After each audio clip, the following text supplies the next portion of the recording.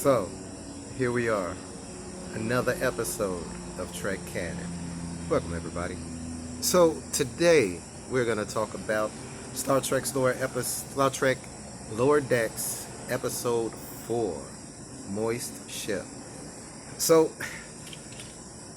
like I always say, I get a kick out of the opening title. It always reminds me of Galaxy Quest. Like, as soon as if I was in the kitchen doing something and I heard that intro, Galaxy Quest? So space above and no, anyway. So um, let's get right off the bat.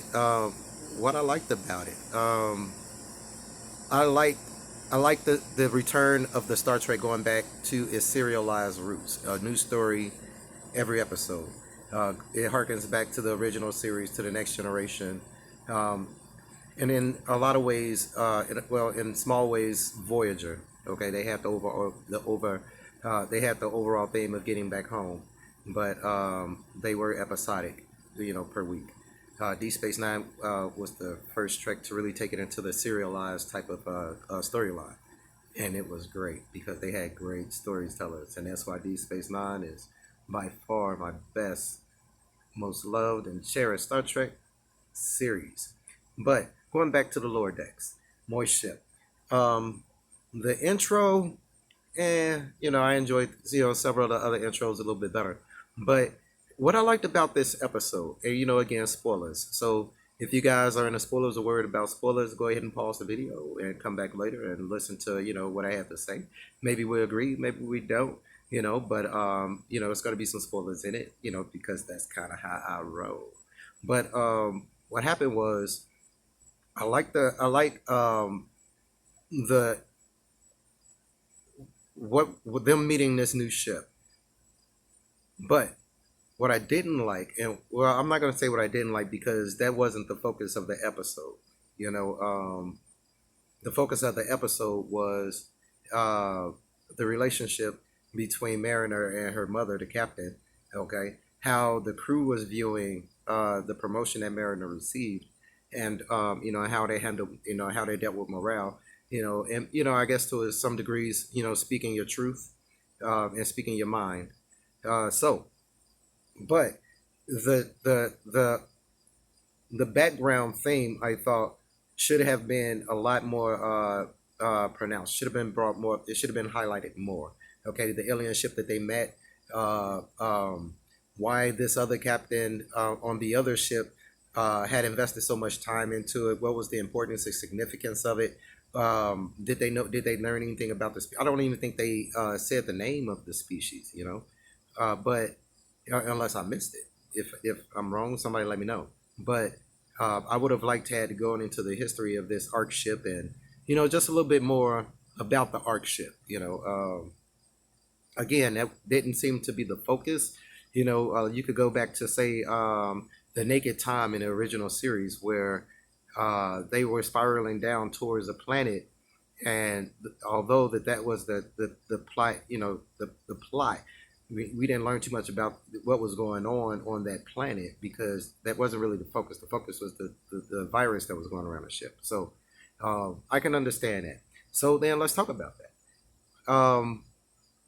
Mariner most of the times just irritates me. She does. At the beginning of the episode, especially, how she was allowed to be in the meetings and just, run them out. That's unset. That's just it irritates me coming from a Star Trek show, But, they decided to teach her a lesson by promoting her. Well, first by giving her crap jobs and then by promoting her. And the thing is that uh, crap jobs will get you to reevaluate your situation. Crap jobs will get you to reevaluate your current situation. And, getting promoted will induce in most people a sense of responsibility. Okay, so I can understand why the captain was doing what she was doing, but like Mariner had explained to mom, hey, mom, speak your truth. If you have a problem with me, say why you have a problem with me. Let's deal with it this way instead of you going through these underhanded tactics. And I love how she called her Carol because her Carol. Oh, don't you call me? I'm Carol. That was funny. But we go into what's his name? The lieutenant, the model Starfleet ensign guy. He, what effect did that have on him? Seeing somebody who he felt was below standards being promoted and being acknowledged. Although he didn't know the reason why the captain did it, it was the perception. And for people who've been in work situations where you think that your job performance is one thing, and you see somebody else who what their job performance is, and they become your supervisor, or they get into a position of more responsibility, or get recognized, or get a bonus, and not only you but the rest of the team sees this, that will very much decrease morale, just like it did with him. Maybe just like he thought, maybe this particular approach isn't working, let's try this. Now what I like that they went into that, but they shouldn't have left it off as how they did. They should have showed the particular learning, the particular growth on that end, from him saying, oh, okay, well, maybe this wasn't the right way to emulate, Mariner and everything like that. Maybe, I need to stick to my Starfleet principles. Maybe he should have found some type of growth or learning from trying to emulate a person who he knows isn't as much of Starfleet material as he is. So I wish they would have had a conclusion or some type of end resolution for that. I really love the concept of the mutagenic spores or liquid, that when it touch any organic material, any non-organic material, it converts it to organic material. That being said, when is rock organic material? I've never known rock to be organic material. I've known rock to be rock, minerals, rock. It's not really organic, unless somebody can, probably clear me up on that. I'm not a geologist, but I have picked up a few rocks, and I don't believe they were organic, but it was a whole lot of rocks running around. Crystals, I've heard that them theories that crystals have organic properties. I don't quite believe that. Okay, unless I'm just thinking of an SG1 episode. Anyway, uh, anyway, getting back to the episode, I just thought it was a great episode. I thought it was a great.